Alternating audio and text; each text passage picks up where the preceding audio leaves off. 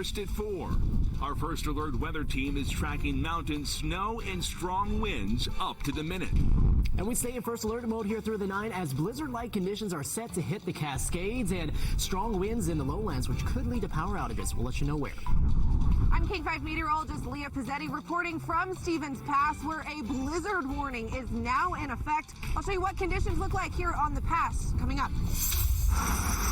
2 people are killed in a wrong-way crash. It's a horrible tragedy, what happened this morning. What we know about the theft that led up to the scene in Linwood. In this spot, there should be a rare tree, but in recent days, someone swooped in and stole it. Coming up, what the Washington Park Arboretum has to say about the theft. Parents take their concerns straight to Seattle Public School District headquarters. The calls for another solution as 4 schools face closure. First alert. We are tracking mountain snow and gusty winds in western Washington tonight. This is a live look at the summit at Snoqualmie over Summit West. It has seen 7 inches of snow in just the past 24 hours, and there's more to come. This here is that system moving over our area right now. A blizzard warning has just begun for the Cascades. Thanks for choosing King 5 as your source for weather tonight. I'm Steve Solis. I'm Jessica Janner Castro. All of western Washington will be impacted by this storm, so we have team coverage for you right now. King 5 meteorologist Leah Pizzetti is on Stevens Pass tracking the conditions there. But let's get right with meteorologist Adam Claybon, looking at the big picture for everyone, Adam. Yeah, so we're talking about wind everywhere. Some spots it will be stronger, and we're going to talk about those blizzard conditions too, as now we are in those high wind warnings and those blizzard warnings, which have started up here for us and will last until 10 a.m. tomorrow. And we're going to see anywhere between 3 to 12 inches. A big range, I know, but it's really more important about the wind blowing the snow to reduce the abilities less than 1/4 of a mile here for a prolonged period of time as we head on into the night. High wind warnings out for the coast, for the Puget Sound foothills. Some of those gusts up to 65 miles per hour. Now, all of this being driven by that big area of low pressure, really strong one out across the Pacific Ocean. You can see the lightning lining up there at some parts across the ocean within some of those heavier showers. For us, we're at the leading edge of some of that precipitation beginning to move in around Puget Sound. So some lighter raindrops will be possible here for your evening commute, and heavier rain is expected across parts of the south coast for the time being. That eventually working its way eastward, and maybe some snow as we go on here into the mountains, as we're going to see this eventually head its way up towards Stevens and Snoqualmie Pass. But it's probably going to take a little while before that really starts to ramp up. Just a few flurries out there for the time being. First alert mode here through Wednesday. We're going to go over the blustery winds and the blizzard conditions. Plus, we're going to talk about how some of those king tides can affect some of the coastal areas coming up. Thank you, Adam. And here's a look at the conditions on the mountain passes right now. North Cascades Highway is closed for the season because of the conditions there, as well as avalanche risk. On Stevens Pass, traction tires are advised right now. There are no longer any restrictions on Snoqualmie Pass, but that could certainly change as conditions worsen throughout the night. So bottom line is be sure to check your requirements before you head out through any of the passes as we experience this storm. King 5 meteorologist Leah Pizzetti is joining us now from Stevens Pass. I can still see the wind blowing. Leah, how's it going? Oh, man, Jessica, when we first got out here, it was barely even breezy. That was about noon today. Wow, things have really picked up here in the last couple of hours. It's this wind that is the biggest concern. It's biting. That is the best way to put it standing out here. But for driving conditions, it's that wind picking up this snow, creating those visibility issues over the passes tonight.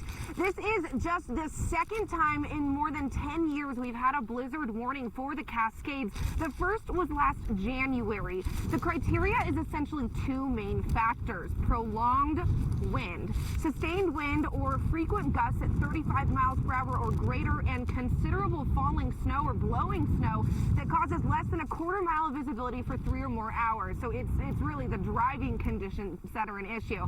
I spoke to one couple who said they purposefully drove the pass earlier today to beat this windy weather. To me, it's important to be wary of what's going on as far as the weather. And we can't say it enough. WashDOT is telling people to not travel through the passes tonight if you do not have to. In fact, this past January, when we had that first blizzard warning, Stevens Pass did close for 21 hours. That was the longest closure of this year so far. This strong wind, this blowing dust, it's going to be extremely difficult to navigate tonight. So if you do not have to travel the pass, we certainly would not recommend it. But for now, reporting live from Stevens Pass, back to you.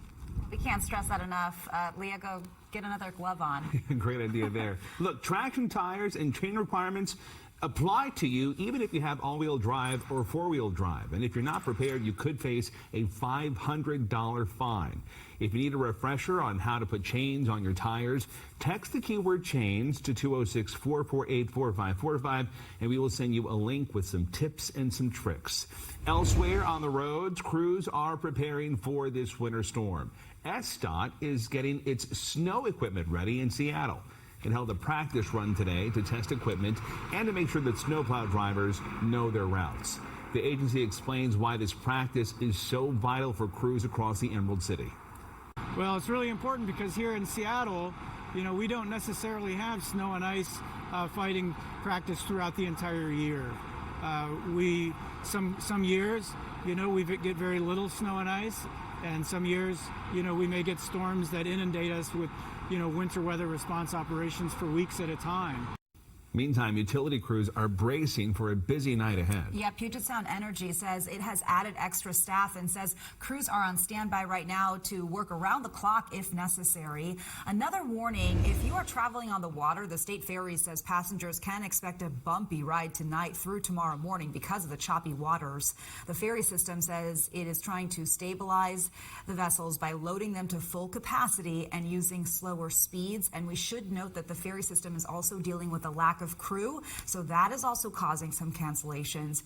We know the Inner Island ferry in the San Juans is canceled, with the final sailing scheduled for 4:30, so that's in just a few minutes.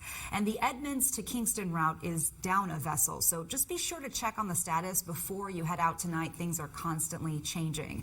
We have continuing coverage throughout the evening here on King 5. Meantime, you can stay updated on the changing weather conditions 24/7 with the King 5 app. Just text the word app to 206-448-4545 and we will send you a link. 2 people are dead after someone reportedly stole a vehicle from a Linwood Park and Ride. The suspect then drove the stolen vehicle into oncoming traffic, causing a deadly crash. King 5's Bridget Chavez is live at the scene near 44th and 168th Avenues where that crash happened. Bridget. Yeah, guys, this road is now back open, but it was closed down for hours. What we know is that the suspect was driving the wrong way here when she hit and killed another driver. It all started at this Linwood Park and Ride around 10 o'clock this morning. Linwood police say a minivan was left running with the keys inside when a woman got inside and took off. Police say the suspect was driving erratically and speeding, causing 3 minor car crashes.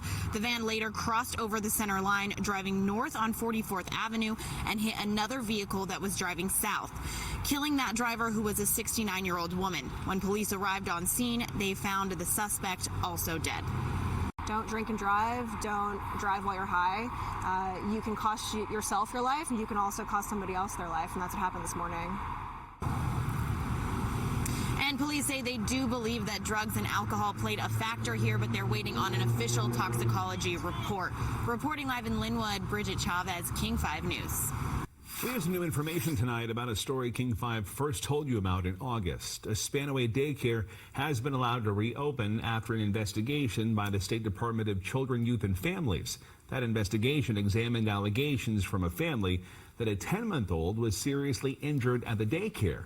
DCYF has determined there were no signs of abuse. The daycare denied any wrongdoing. The owner previously told King 5 that she has a well-vetted staff and has been running the daycare for more than 6 years. The city of Bellingham is taking steps to eliminate a dangerous homeless camp that's been operating for years. Police and public works crews swept the camp today. The site is located right behind a Walmart on Stewart Road. It's been there for more than a decade and has been the scene of numerous killings and overdose deaths. At one point, more than 300 people live there. Prior to today's action, outreach crews worked to connect people with shelters and services. The cost of a complete cleanup is about $5 million. Mayor Kim Lund says the city has taken the property owner to court to make her pay. They purchased the property about 4 years ago and had the opportunity to understand the potential risk and liability that they were stepping into when they acquired the parcel. The mayor says she is working toward cleaning up another massive homeless camp at Northwest Avenue and Bakerview. New tonight, Dave Reichert has officially conceded the race for governor. In a statement to King 5, Reichert wrote, quote, "After 2 weeks of counting, nearly every vote has been tallied, and we have come up short. Congratulations to Bob Ferguson." Counties have until November 26th to certify the November election results. The Secretary of State will then approve them by December 5th. My husband took the dog out that morning. He was like, "The tree is gone." He's like, "I think someone cut it down." New at 4, a rare tree is cut down and stolen. It happened at the Washington Park Arboretum. That's where King 5's Natalie Swaby joins us live now with details about this vandalism, Natalie. That's right, and you can see right here, this is all that's left of the giant cypress that was growing here, and this sign went up about the tree vandalism after the discovery was made on Friday. The University of Washington's Botanic Garden says it was stolen from the 230-acre arboretum, presumably to be used as a Christmas tree, and calls it a significant loss to their living collection and conservation efforts. The specimen was grown from a seed collected in China and shared with the Arboretum to safeguard the species' genetic diversity. Ray Larson, the curator of living collections, says staff here were shocked to learn about the tree stolen. Free and open to the public year-round, no fences or gates, but, you know, this is still something that usually doesn't happen, fortunately, and something that is even more hard to replace or irreplaceable in some cases is tougher to accept. This is a picture of the tree that was planted in 2022. It was 5 feet tall and roughly 8 years old. The Arboretum reported the theft to police, and they say something similar happened here about 15 years ago around the holidays. They want to send the message tonight that cutting down trees here is against the law. And still ahead, we're hearing from people who walk through this Arboretum every day. We'll have their reaction to this rare tree being cut down and stolen. That part of the story is coming up tonight at 5:30. Live in Seattle, Natalie Swaby, King 5 News. Yeah, what a shame. Thank you, Natalie, for that report. New at 4, we want to show you this. A rally is underway right now. Here's a live look. This is families that are wanting to push back against possible school closures at 4 Seattle public schools. This rally started just about 20 minutes ago at the John Stanford Center for Excellence on 3rd Avenue. You may remember that SPS is considering closing 4 schools to make up for a massive budget shortfall. And under the proposal, students at North Beach would move to Viewlands Elementary.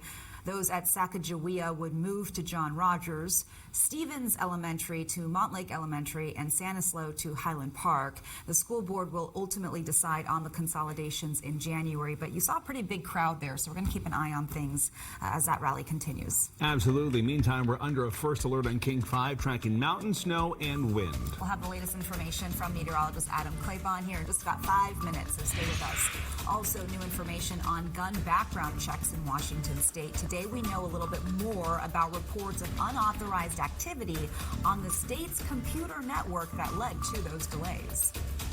We're from Seattle. We're used to it. The people are hungry, and we're going to make sure they get fed. A Seattle Food Bank is getting an upgrade during a dire time. We're going to show you what's going on at the Rainier Valley Food Bank and how you can help those in need. King 5 News is back right after this.